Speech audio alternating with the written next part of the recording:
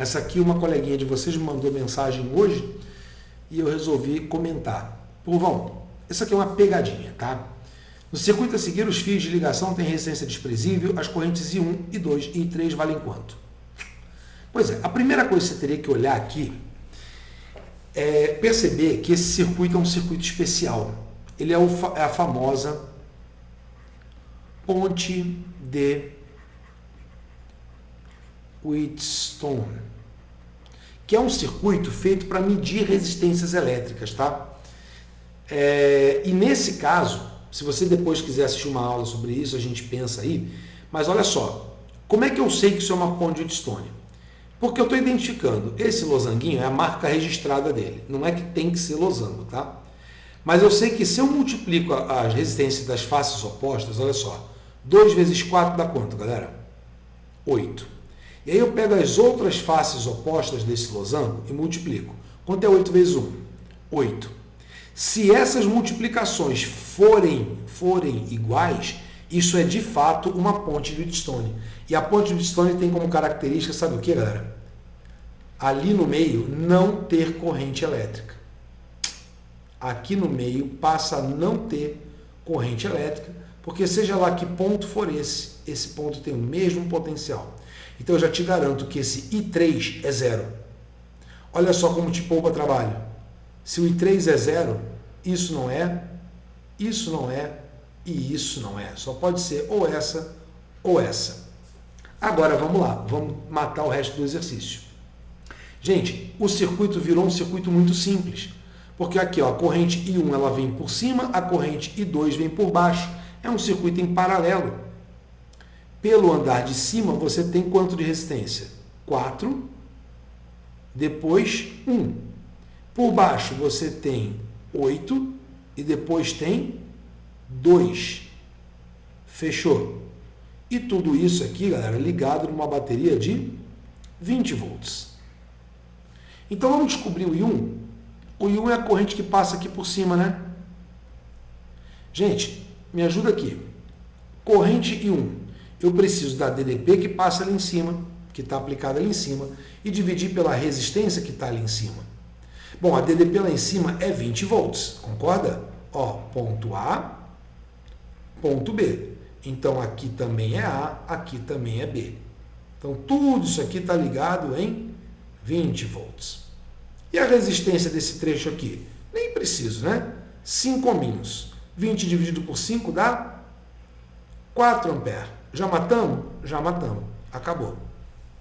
Precisava descobrir o outro? Não precisava, mas se você quisesse, poderia fazer, tá? Pelo mesmo processo. A DDP aqui é 20 volts, né? E a resistência aqui é 10 ohms. Pronto, matava a questão, tá bom?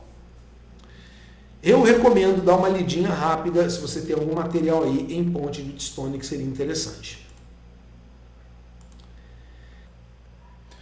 Pessoal, essa questão aqui, eu fiz até questão de tirar minha cara da reta ali para poder usar todo o espaço que for possível, né? Essa questão, povo, ela envolve um tema chamado gerador real. Então anota aí que se você for estudar isso aqui depois, você vai precisar estudar esse tema, gerador real. Qual a diferença do gerador real para o gerador ideal, né, que é o normal dos exercícios? O gerador real ele possui resistência interna, então a cara dele no circuito é assim, ó. Ele tem uma resistência interna, R'O, e aqui é o coração do gerador. Isso aqui a gente passa a chamar de força eletromotriz. Tá? E nesse caso aqui, galera, o que acontece? Antes da chave estar fechada, né, chave aberta aqui, você vê que o circuito não tem corrente. Do jeito que está aqui, a corrente no circuito é zero. Beleza. Então, professor, se não tem corrente elétrica no circuito, o que o voltímetro está medindo? Olha para cá. O voltímetro estava ligado aqui, ó. Como não tem corrente, então não tem queda de tensão aqui. Esse cara não está fazendo nada da vida. Professor, então ele estava medindo só a própria força eletromotriz do cara. Isso. Beleza.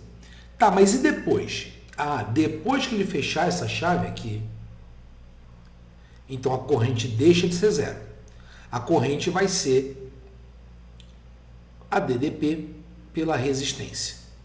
Qual que é o problema? Se você aplicar isso aqui, você não vai conseguir dar conta do exercício. Por que não? Porque a partir de agora, galera, vamos desenhar uma resistência interna aqui, ó. R'. Significa que a corrente elétrica que sai daqui, ela vai passar no resistor de 6 ohms, mas também vai passar no R'. E aí o que ele está dizendo? Olha, a voltagem que está medida daqui até aqui, diminuiu em 3 vezes, quer dizer, 3 vezes menor indica que aqui tem X. Né? A parte de fora, ele está medindo isso aqui. E aqui dentro, essa parte aqui, a voltagem aqui, ficaria então com os outros 2/3. Então, 2x de voltagem. Mas eu te garanto que esses dois caras juntos aqui, ó, o 2x mais x, isso aqui que eu estou representando, são as voltagens, tá, galera? Isso aqui dá a própria força eletromotriz. Ela não muda. A força eletromotriz não muda. Muito bem, agora pensa uma coisa comigo. Se a resistência interna precisou de 2 vezes mais DDP do que a parte externa, é porque a resistência interna é maior ou menor do que a externa? Ela é maior. Quantas vezes maior? 2 vezes maior. Então, R' é 2 vezes 6. Portanto, 12 ohminhos. Guedes, tem outra solução? Olha, até tem. Por equação do gerador você também pode fazer, mas eu vou te garantir, dá mais trabalho. Tá? Se você conhece a lógica do gerador real, fica tudo muito mais fácil. Tá? Deixa eu só esquematizar para você aqui em linha, que talvez fique mais fácil de você entender. Olha só. Ele está aqui com a resistência R', está aqui o coração, núcleo do gerador, e aqui fora aquela resistência de 6 ohms. Gente, eu não sei quanto é isso aqui, mas ele falou que depois que ligou, a voltagem, o voltinho está ligado aqui, ó. Tá vendo? Ele está ligado entre os terminais do gerador. Professor, ele está dizendo que a voltagem medida daqui para cá é 3 vezes menor. Isso. Então, vamos chamar isso aqui por conveniência, por pura conveniência. Vamos chamar isso aqui de 3x, só porque ele falou em terço, tá? Se aqui fora vai cair em 3 vezes a voltagem, então aqui fora ficaria quantos volts? X volts. Né? 1/3 do que está aqui. O problema é, cadê os outros 2x? Os outros 2x estão aplicados aqui, na resistência interna. Ah, tá. E aí eu estou entendendo que se esse cara... Agora sim, eu posso fazer direto. Se essa resistência aqui, galera, precisou de 2 vezes mais voltagem, é porque ela é 2 vezes mais difícil de ser atravessada do que essa aqui. E aí vamos no raciocínio. O dobro de 6, 12 ohms. Acho que agora melhorou.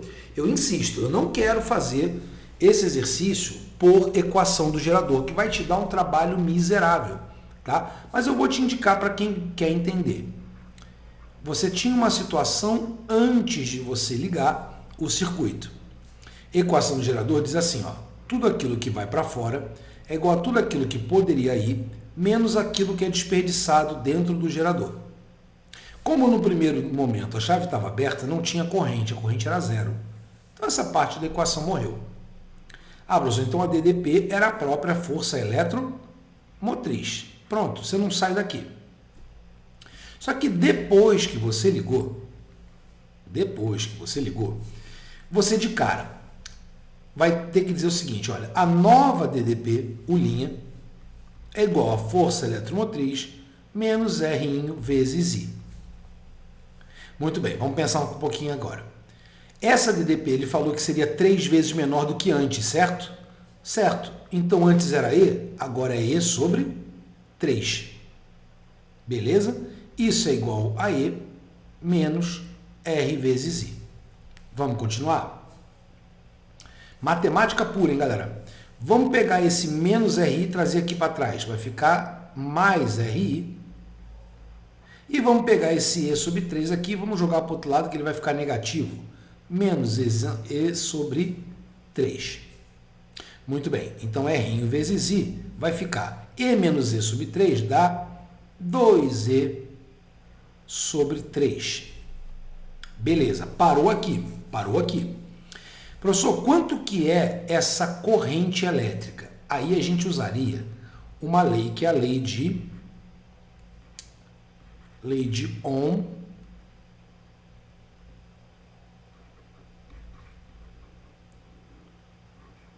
Pouillet. Acho que eu esqueci um I aqui. Lei de Ohm-Pouillet.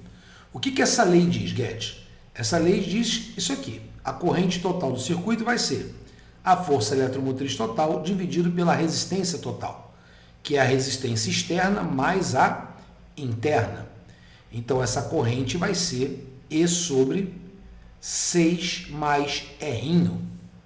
O R é uma incógnita para mim. Então, eu vou pegar esse trombolho aqui, ó, e vou jogar no lugar do I. Você está odiando já? Espero que sim. Está começando a gostar, preferível resolver por raciocínio lógico? Eu acho mais fácil. Mas vamos lá. R vezes. O que é o Izinho mesmo? É o E, que na verdade é um epsilon, tá, galera? 6 mais R é igual a 2E, epsilon, sobre 3. Como o epsilon aparece dos dois lados, eu posso cortar. Pronto, agora sim, agora você pode terminar o exercício numa boa. Vamos multiplicar em cruz? 3 vezes R é 3R. 6 mais R vezes 2, vou multiplicar em cruz para lá, vai ficar quanto? 2 vezes 6 dá 12, e 2 vezes R dá 2R. Jogo 2R de volta para cá, ele vem negativo. 3R menos 2R dá quanto? 1R. Pronto, R é igual a 12. Gostou dessa solução? Eu espero que não. Tá? Por quê? Porque eu acho muito mais fácil você usar a lógica dos dados que ele te deu. Olha só, eu consegui resolver esse exercício daqui em 2 linhas, galera. Basta você entender a informação que ele te deu. Poxa vida, se a voltagem lá fora ficou 3 vezes menor do que era, cadê? Se eu dividi em 3 partes a voltagem, né? Era E aqui, aqui fica E sobre 3. Cadê os outros 2/3 de E? Está aplicado aqui. E eu ainda consigo visualizar que nesse caso, olha para cá, eu tenho 2 vezes o que eu tinha lá fora. Tá vendo? Então, se eu tinha 2 vezes mais voltagem, é porque a resistência lá dentro é 2 vezes maior. Ponto final. Vamos para o próximo? Questão aqui para relaxar um pouquinho, né? Vamos lá. 2 lâmpadas iguais. Importante essa parte. Essas lâmpadas são iguais. De 12 volts cada uma. Elas são feitas para funcionar em 12 volts. Lembra daquele papo do valor nominal. Estão ligadas a uma bateria de 12 volts. Aí você fala, tá tudo certo, né? Não, não tá não. Olha para o desenho que você vê que não tá. Por que não tá, galera? Pensa no caminho da corrente aqui, ó. A corrente sai por aqui. Ela não tem porque a chave está aberta, tá vendo? Ela não tem por que seguir para cá, ela segue em frente. Então, ela passa pela lâmpada A, segue em frente, vai pela lâmpada B. Ou seja, o que você tem é uma associação em série. Então, eu vou desenhar aqui, ó, lâmpada A em série com a lâmpada B. E isso está ligado na bateria. Aqui é o gerador. Então, meu querido, se aqui tem 12 volts e eles estão em série e elas são iguais, significa que esse cara, do jeito que está aqui, está ligado em 6 volts e esse cara está ligado em 6 volts. Significa que elas estão brilhando menos do que poderiam porque você está dando menos voltagem do que ela foi fabricada para receber. Agora, qual que é o papel dessa chave? Vamos lá. Ao fechar o interruptor, observamos que acontece o quê? Gente, olha para o interruptor. Ele vem daqui, ó, antes da lâmpada A, tá vendo? Faz um salto e vem aqui, ó. ele faz um salto. Olha, quando você fechar aqui a chave, o que aconteceu, galera? Se aqui é um ponto X, pela regra do gordinho, aqui também é ponto X. Significa que o A não tem mais diferença de potencial. Essa é uma situação que a gente chama de curto-circuito. Curto-circuito significa que a DDP se tornou nula. Ai, Guedes, vai explodir a lâmpada A? Não, querido. Não. Significa que o A não tem mais esses 6 volts e os 12 volts estão aplicados em quem agora? Na lâmpada B. Agora sim. O que vai acontecer? Se o A não tem DDP, ele apaga. E o B? Se o B passou a receber a voltagem que ele merecia, que ele foi fabricado para isso, ele vai passar a brilhar mais. Então vamos ver a opção A. O B apaga? Não, o B não apaga não. O A apaga? Apaga. B mantém o brilho? Não, não mantém não. A apaga e B apaga? Não, senhor. B continua aceso. D de dado. A apaga e B brilha mais intensamente. Perfeito.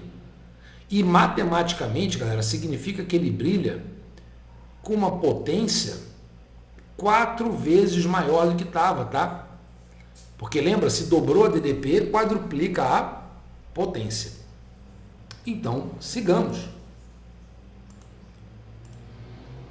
Questão 15 da AFA, galera.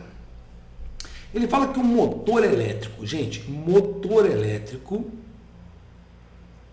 é um outro tema da matéria que eu recomendo você estudar, que é o tema receptores elétricos. Tá? O que a gente vai falar aqui, o assunto agora é receptores elétricos. Ele tem resistência interna de 2 ohms e força contra-eletromotriz de 100 volts. Como é que é a representação disso? É muito parecida com a do gerador. Tem aqui a resistência interna, que ele já te deu, 2 ohminhos. E tem aqui, olha a cara do negócio, é igualzinho ao gerador, tá? Só que aqui não é uma energia produzida, é uma energia consumida. Ele não vai produzir 100 volts, ele vai consumir 100 volts. E ele é percorrido por uma corrente de 5 amperes. E aqui, para quem estudou essa matéria, sabe que no receptor a corrente não vai para a direita, ela vem aqui para a esquerda, ela entra pelo polo positivo e sai pelo negativo. É isso que diferencia o gerador do receptor, tá? Então ele está dizendo que ele está ligado em alguma coisa e a corrente é de 5 amperes. Gente, com isso eu já consigo te dizer qual é a força, a DDP que ele está recebendo, né? Porque o que acontece? Olha para cá agora. Se a corrente aqui é 5 amperes, vamos dar um zoom nesse sistema aqui, ó. Quantos volts tem daqui para cá, galera? R vezes I, né? 2 vezes 5 dá 10 volts. Tá, então, professor, e os outros? E esses, o que eu faço com esses 100 volts aqui? Ele é somado. Então, quer dizer que o gerador, o receptor, perdão, ele está recebendo quanto no total? 110 volts. Desses 110, 100 está sendo usado para a máquina funcionar e 10 volts está sendo usado na resistência interna para aquecer essa resistência interna. Aí ele fala assim, e se o eixo do motor for travado, mantida a mesma tensão elétrica, ou seja, mantém os 110. Gente, travar o motor, olha só, travar o motor significa simplesmente dizer que a força eletromotriz se tornou zero. Você não está usando a parte da força contra a eletromotriz. Pô, Guedes, então se eu tô, aonde foram parar os 110? Tudo foi parar aqui, na resistência interna. Então, basicamente, o circuito virou isso aqui, ó. Uma resistência R de 2 ohms que está ligada direto num gerador de 110 volts. Pronto, calcula a corrente. Corrente é U sobre R. Portanto, 110 volts dividido por 2 ohms, que dá 55 amperes. O que provavelmente é uma corrente extremamente alta, né? Ela aumentou aí 11 vezes, e ela queimaria o seu motor elétrico. Opção D de dado. Por isso é que se você está com um liquidificador ligado, por exemplo, galera, na tomada, e você resolve bater, sei lá, velho, vamos pensar numa coisa bem densa aí, a bater uma gelatina e aí ela vai endurecendo ali dentro, eu sei lá, vamos pensar numa coisa mais cimento, pronto, vai ser ignorante agora. Você botou cimento no seu liquidificador, o que aconteceria agora? Você, a partir de agora, deixa eu voltar aqui para olhar para vocês, o motor para de girar, mas continua ligado na tomada, não continua? A tomada continua oferecendo 110 volts, só que em vez desse 110 ser usado para fazer o motor girar, o cimento impede que ele gire, toda essa voltagem vai ser aplicada na resistência interna, fazendo ela superaquecer. Questão bacana, hein? Vamos fazer mais uma? Gente, músculos artificiais são dispositivos feitos com plástico inteligente, que respondem a uma corrente elétrica com movimento mecânico. Então você estimula eletricamente, o negócio se move. A oxidação e redução de um polímero condutor criam cargas positivas e ou negativas no material. Gente, o que é criar carga positiva ou negativa, né? Você está criando íons, que são compensadas com a inserção e expulsão de cátions ou ânions, também conhecido como íons. Então, por exemplo, na figura, os filmes escuros de polipirrol e o filme branco é um eletrólito polimérico contendo um sal inorgânico. Gente, sabe o que eu sei disso aqui? Absolutamente nada, tá? Não manjo nada desse assunto, mas eu vou seguindo o texto. Quando o polipirrol sofre uma oxidação, há inserção de ânions para compensar a carga positiva e o filme se expande. Na outra fase, o dispositivo sofre redução, expulsando ânions, beleza. Pela montagem em sanduíche, o sistema todo se movimenta de forma harmônica, conforme a figura. Agora, que você não entendeu nada desse texto, vamos olhar as alternativas e ver se a gente se acha aqui por alguma razão. Deixa eu só sair um pouquinho mais da frente. Ou eu vou aqui para cima, pronto. O que eu posso falar sobre essa camada central, galera? Absorve irradiação de partículas carregadas emitida pelo aquecimento elétrico. Gente, onde foi no texto que você viu aquecimento, que você viu falar em irradiação? Irradiação é a mesma coisa que onda eletromagnética. Aonde que você viu alguma coisa relacionada com isso? Tem nada a ver, essa opção A é viagem completa. B. Essa parte central, ela permite a difusão dos íons. Gostei. O que é difusão? O espalhamento, né? Quando você difunde alguma coisa, você espalha. Então, ele permite a passagem desses íons, promovida pela aplicação de uma DDP, fechando um circuito elétrico. Galera, isso aqui é basicamente a definição de corrente elétrica. Lembra, corrente elétrica não é necessariamente movimento de elétron. Corrente elétrica é movimento de portador de carga elétrica de forma organizada. Seja ele esse portador de carga um próton, seja um íon, seja um elétron. Tá? Então, opção B de bola. Mas vamos ver o que tem de errado nas outras? Mantém um gradiente térmico. Gente, onde foi que você viu diferença de temperatura no texto? Que elemento você tem? Você não entendeu nada do texto, fala a verdade. Você entendeu muito pouco. Então, o que você vai concluir desse texto? Nada, você vai tirar ali as palavras-chave para entender as afirmativas. D. Permite a condução de elétrons livres, promovida pela uma DDP, gerando corrente. A D de dado é tentadora. O problema é que em nenhum momento o cara falou em elétron livre, ele falou em ânion, ele falou em cátion. Então ele falou em íons, não em elétron. Tá? E a opção E diz que ele promove uma polarização das moléculas poliméricas, o que resulta no movimento gerado pela aplicação da DDP. Eu não vi essa ideia de polarização, não vi essa ideia de molécula polimérica, enfim, não entendi. Promove a polarização. Isso aqui não é feito para polarizar nada. Essa camada do meio aqui, polarização, você usa num processo chamado indução. A indução pode provocar polarização. Aqui não tem indução, tá? Então, corrente elétrica, galera, não é feita só de elétrons livres, pelo amor de Deus. Gente, e finalmente, ela, a saideira, a questão mais difícil da história do Enem. Essa questão causou muito pesadelo em candidato. É o seguinte, eu vou pular esse texto aqui, porque esse texto aqui mais confunde do que ajuda, tá? Quando você começa a não entender muito, você pula. Você lê só depois. Ele fala o seguinte, para um valor de temperatura em que RS vale 100 ohms. Então, aqui, ó. Esse cara vale 100 ohms, esse cara vale 120, esse cara vale 470, esse cara também vale 470. Eu quero a leitura apresentada pelo voltímetro. Aí você olha aqui o voltímetro. Muito bem. O voltímetro está ligado entre esse ponto e esse ponto. Para você, querido, que pensou que isso aqui era uma ponte de Stone, se enganou. Por quê? Porque 470 vezes 120 não é a mesma coisa que 470 vezes 100. Então, se o cruzamento aqui não dá igual, galera, significa que isso aqui não é uma ponte de Wheatstone. Mas é um circuito bonitinho de ver. Olha só, vamos marcar os pontinhos? Começo do circuito você vai chamar de A, final do circuito você vai chamar de B. Então esse B vem até aqui, ó. O A vem até aqui. Esses dois pontinhos lilás não podem ser nem A nem B.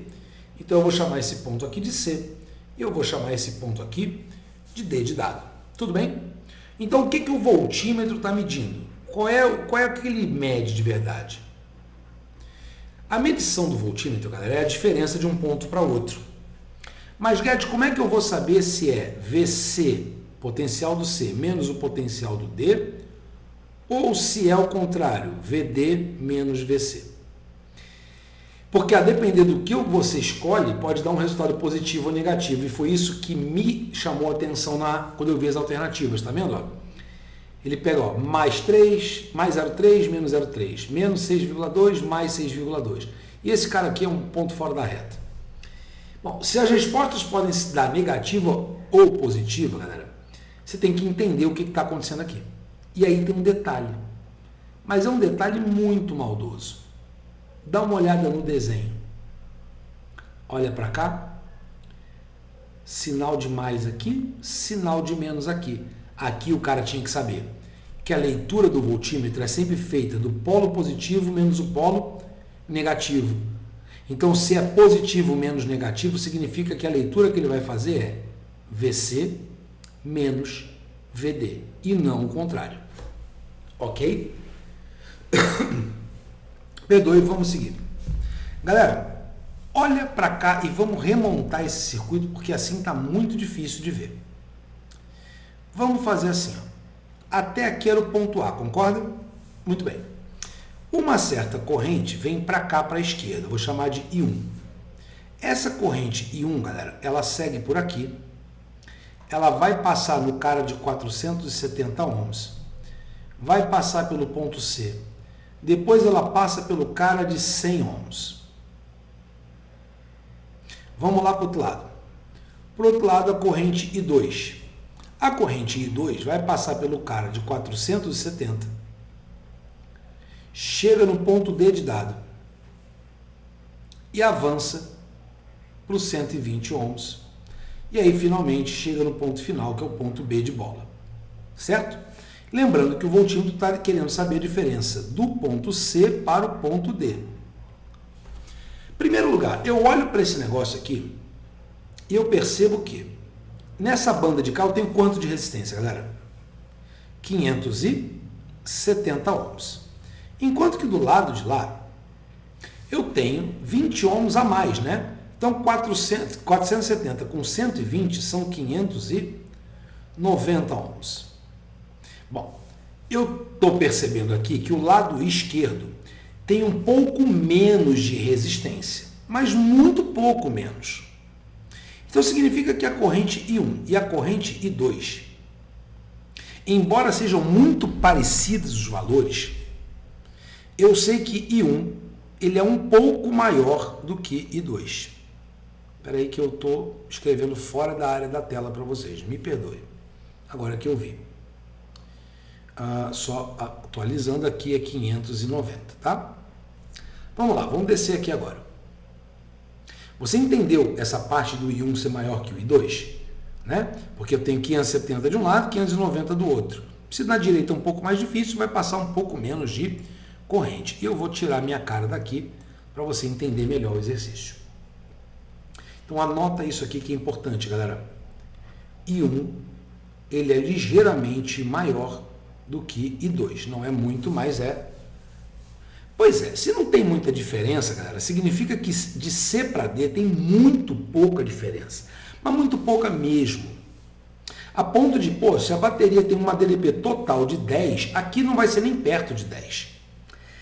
Ou seja, eu por eliminação, eu já tinha excluído o A, o B e o E. Eu estava na dúvida, quando eu fiz essa prova, entre as duas alternativas pequenininhas.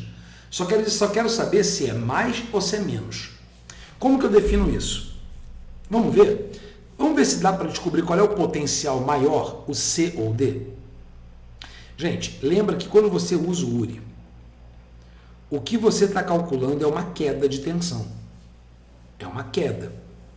Então, se eu calcular, por exemplo, a queda de A até C, tá vendo aqui, ó, esse cara aqui. Como que eu faço essa conta?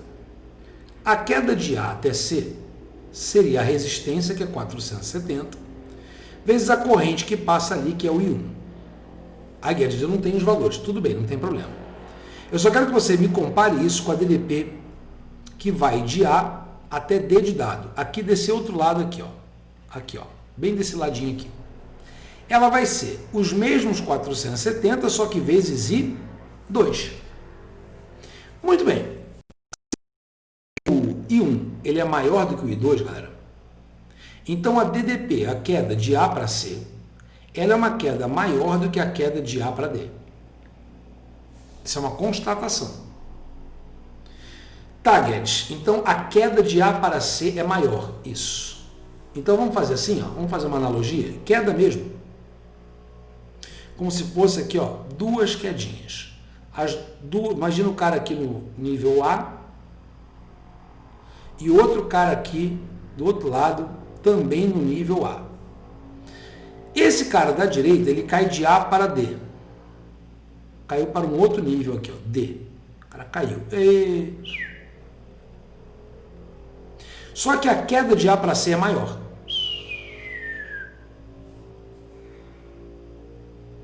C. Esse cara cai mais. Então, professor, é como se fosse uma medição de altitude. Isso. O que eu quero te mostrar? Que o potencial D ele é mais alto do que o potencial do C. A queda foi menor. Então, o potencial C ele é menor do que o potencial D. O D ficou mais alto. Só que lembra no começo qual é a conta que a gente tinha que fazer? VC menos VD. Vamos trazer aqui para baixo? Se eu fizer VC menos VD, como esse cara aqui ele é menor e esse cara é maior, significa que o resultado dessa conta necessariamente vai dar o quê? Negativo. E como a diferença entre eles não é muito grande, a gente entendeu que essa DDPzinha aqui ela é pequena, pronto, matei a questão. Gabarito D de dado menos 0,3. Aí você, que é um nerd de plantão, deve estar perguntando assim, Guedes, você não fez cálculo nesse exercício? Não usou os valores? Não, não usei. Por quê? Porque os valores seriam insanos de calcular. Absolutamente insanos. Por exemplo, tá bom, ele falou que de A para B tem 10 volts. Beleza. Experimenta calcular quanto vale a corrente I1, aqui, ó, desse lado de cá. Vou desenhar de novo aqui embaixo. Experimenta, só experimenta. Aquela banda de lá, ó, lembra? Tinha uma resistência de 470, depois outra de 100. Ó. 470, outra de 100. E está ligado numa DDP de 10 volts. Se você inventar de calcular a corrente I1, faz a continha. Corrente I1 é DDP sobre resistência. Ai, que legal. São 10 volts dividido por quanto? 570. Corta, corta, e você vai ter uma corrente 1 que é 1,57 avos de ampere. Faz a mesma coisa para o I2. O I2 também está numa DDP de U, que também é 10 volts. Só que a resistência do outro lado, lembra, era um pouquinho maior, porque aqui não era 100, era 120. Então daria aqui 590. Corta, corta. Essa corrente é 1,59 avos de ampere. E lembra, querido, que você teria que usar esses valores simpáticos aqui, ó. O I1, lembra? Olha que simpático que ia ser gostoso agora. 1,57 avos de ampere. Nesse caso aqui, 1 sobre 59 avos de ampere. E detalhe, isso não basta, porque você teria que lembrar que a DDP de A para C significa potencial do A, que é 10, menos o potencial do C. Aqui é a mesma coisa, potencial do A, que é 10, menos o potencial do D, ou seja, a conta nem acaba aqui. Você vai fazer uma contaiada para achar o potencial do D, uma contaiada para achar o potencial do C, e se você não se matou ainda, no final você vai ter que fazer um menos o outro. E eu já fiz na calculadora, não dá exato. Então é o tipo da questão extremamente difícil. Extremamente, não sei porque eu estou gesticulando, se eu não estou aparecendo na tela. Deixa eu voltar para a tela aqui. Deixa eu me aumentar, deixa eu me valorizar um pouco aqui, né? Essa é uma questão extremamente difícil, crianças. Então, assim, você tem que manjar muito. E se você não manja muito elétrica, se circuito elétrico não é bem o teu forte, que passe a ser, porque elétrica é uma parte muito importante, tá? Você não pode abrir mão de questões básicas. Essa questão estava num nível estratosférico. Esse Enem 2013, ele foi um dos Enems mais difíceis que eu já vi. Então, assim, o que eu recomendo para você? Pegou uma questão dessa, você olha, você sabe que dá para fazer, mas já percebeu que demora muito. Joga ela para depois. Se der tempo, deu. Se não der, não deu. Chuta, e chuta no D de Deus que dá certo. Inclusive, salvo engano, é D mesmo, né? Deixa eu olhar aqui de novo. É D mesmo, D de Deus, né? Para quem tem esse macete, vai com Deus, tá bom? Ufa, galera, foi exercício pra caramba, mas eu espero que eu tenha podido ajudar vocês na resolução. A gente faz aqui no Corre. Lógico, eu não estou dando aula de eletricidade para vocês, eu estou aqui pegando quem já está pronto e dando uma ajuda para resolver. Se você pegou um tema aí que você não domina, seja gerador, ponte de Wheatstone, receptor, potência de resistor, que foram temas que eu abordei aqui, poxa, espera o teu professor dar essa matéria, ou então pega um livro e estuda esse tema se você gosta, tá? E aí depois você revê aquele exercício especificamente, tá bom? Gente, um grande abraço para vocês, tudo de bom, te espero na próxima lista. Tchau, tchau.